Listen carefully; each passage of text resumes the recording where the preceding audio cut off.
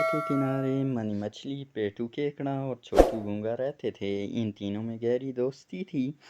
उनके दरमियान अक्सर नोक झोंक होती और एक दूसरे की टांग भी खींचते थे।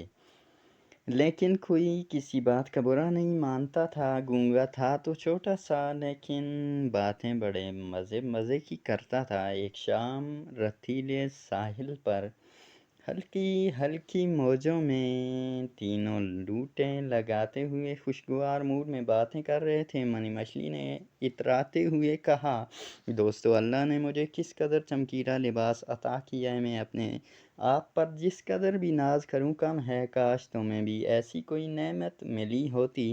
पेटू केकड़े से ये बात हजम न हुई। उसने मनी मछली का मुंह तोड़ जवाब दिया, बीबी, अपने हुस्न पर इस कदर न इतराओ। तुम क्या, तुम्हारी औकात क्या? अगर मैं चाहूँ तो तुम्हें एक सेकंड में अपने पेट में उतार सकता हूँ। बात बिगड़ती देखकर गूंगे ने मुदाखलत की, आप नहीं जानते, मनी की अक्ल पेट में है। वो बेवकूफ़ी की बातें करती रहती है। हमारी नादानियों को नज़रअंदाज कर दें। देख ज़रा, खुदा ने मेरे चिमटे नुमा पंजों में वो ताकत दी है, अगर चाहूँ तो तेरी हड्डी पसली एक कर दूं। केकड़े ने कहा। इसके तेवर देखकर गूंगे ने खामोश रहने में भलाई समझी। हंसते हंसते रेत पर लुढ़कते हुए कहने लगा, भाई मियाँ, वाकई कुदरत की कारीगरी है।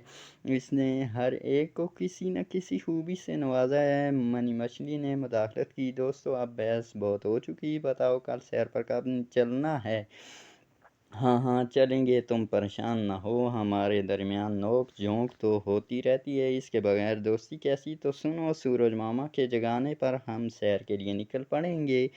केकड़े ने जवाब दिया। सुबह आँख खुलते ही तीनों खुशी खुशी सैर के लिए रवाना हुए। घूमते घूमते कब वो अपने इलाके से बहुत दूर निकल आए, इसका इन्हें पता ही नहीं चला। मनी मछली ने ऐलान किया, दोस्तों, घबराने की कोई बात नहीं। हम जहाँ हैं वहीं हमारा ठिकाना है। हम अल्लाह की आज़ाद मखलूक हैं। छोटू गूंगा मुंह बसोरते हुए कहने लगा, मनी मछली, आपकी बात तो सही है, पर मुझे मम्मी की याद आ रही है। हम बहन भाई एक कतार में सोया करते थे, अब मैं यहाँ अकेले कैसे सो पाऊँगा? मनी मछली ने इससे छेड़ते हुए कहा, तुम बातें तो बड़ी बड़ी करते हो, देखा अब तुम्हारी आवाज़ निकल गई है। मन की बातों से नाराज़ होते हुए छोटू कहने लगा, तुम मेरा मजाक उड़ा रही हो, बस तुमसे दोस्ती ख़त्म।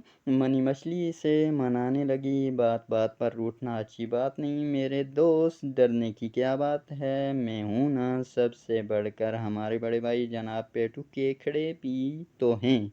छोटू, चाहो तो तुम मेरे साथ रेत के अंदर आराम कर सकते हो। छोटू गूंगा कुछ देर सोचता रहा। इसके पास पेटू केकड़े की बात मानने के सिवा कोई चारा नहीं था। मनी मछली इसे समझाने लगी, अच्छी तजवीज़ है ये, जाओ छोटू केकड़े के साथ चैन की नींद सो जाओ। ये कहकर मनी मछली पानी में छलांग लगाई और गायब हो गई। केकड़े मियाँ खराटे भरते रहे और छोटू नींद के लिए तरसता रहा।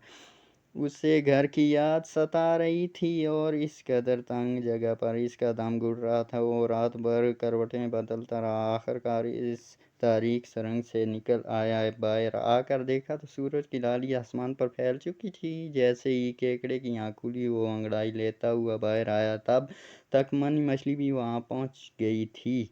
दोनों सवालिया नज़रों से एक दूसरे को देखने लगे। मनी मछली ने पूछा, भाई केकड़े, तुम्हारा दोस्त छोटू कहाँ है? केकड़े ने कहा, मैं भी इसे ही तलाश कर रहा हूँ, वो कहीं नज़र नहीं आ रहा है, चलो चल कर आगे देखते हैं। दोनों इसकी तलाश में निकल पड़े। समुंदर के किनारे बच्चे खेलने में मगन थे। छोटू गूंगा बड़ी दिलचस्पी से ये सब कुछ देख रहा था।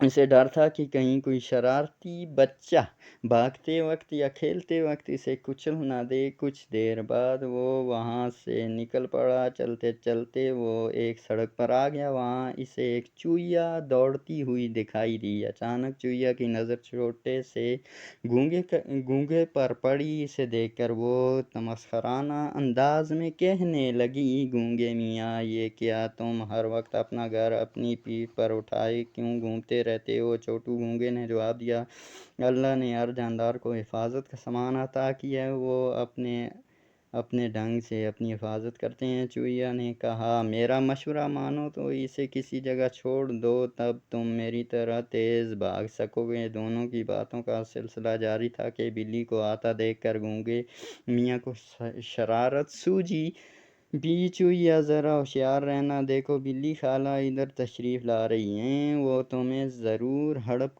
لیں گی، اگر جان کی سلامتی چاہتی ہو تو یہاں سے بھاگ نکلو۔ یہ کہہ کر گونگا چپکے سے اپنے خول میں سمٹ گیا۔ ادھر چوہیا نے وہاں سے دوڑ لگا دی۔ چھوٹو گونگے نے چوہیا کی بزدلی پر مسکراتے ہوئے سمندر کا رخ کیا۔ تھوڑی دور اس کے دوست مل گئے، دونوں اس پر برسنے لگے۔ گونگا مرچ مسالہ لگا کر چوہیا کی بزدلی کا قصہ سنا کر لطف اٹھاتا رہا۔